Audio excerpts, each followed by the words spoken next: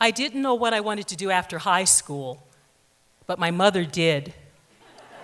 She decided that I was going to attend a prestigious college, study pre-med, and become a doctor. I didn't have the courage to tell her that I lacked the self-confidence to make life and death decisions for other people. I also lacked the courage to resist her plan. But I did draw one non-negotiable line in the sand. If I had to go to college, it was going to be a traditional black college in a large city.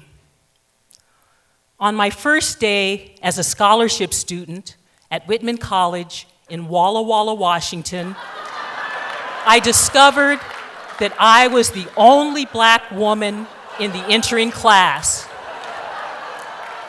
I also discovered that my dorm room had been reconfigured so that my roommate and I wouldn't share a bedroom.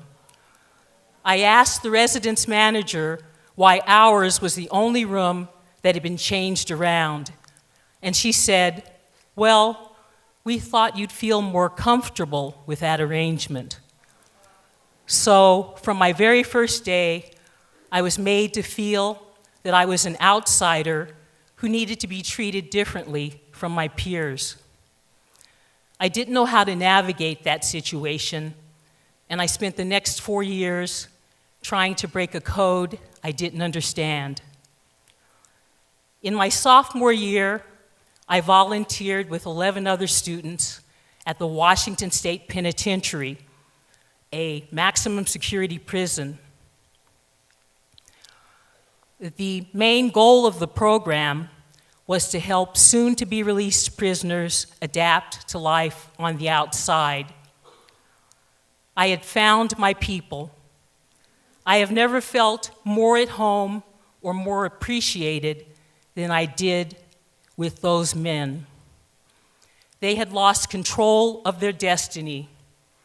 They were anxious, scared, and confused, but they were determined to succeed.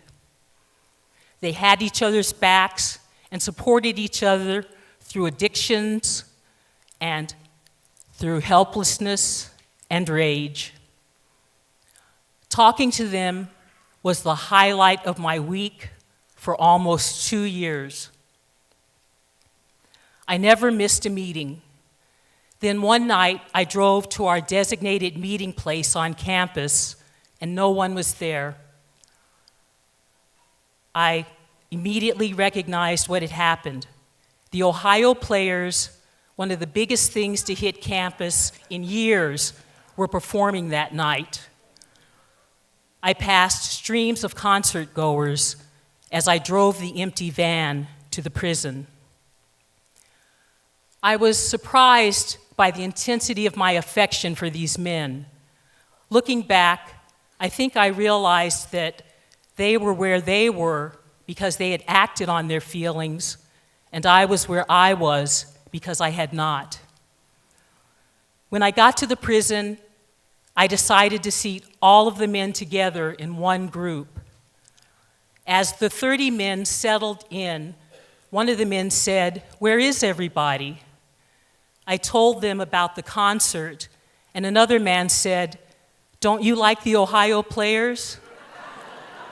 I said, "They're one of my favorite bands." And he said, "Then what you doing here, fool?" And we all laughed. I said, "Well, I'd rather be here. I love you guys. I care about you. And I want to do everything I can to help you succeed."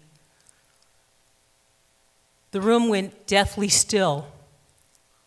No one spoke. Finally, I asked the group what was wrong.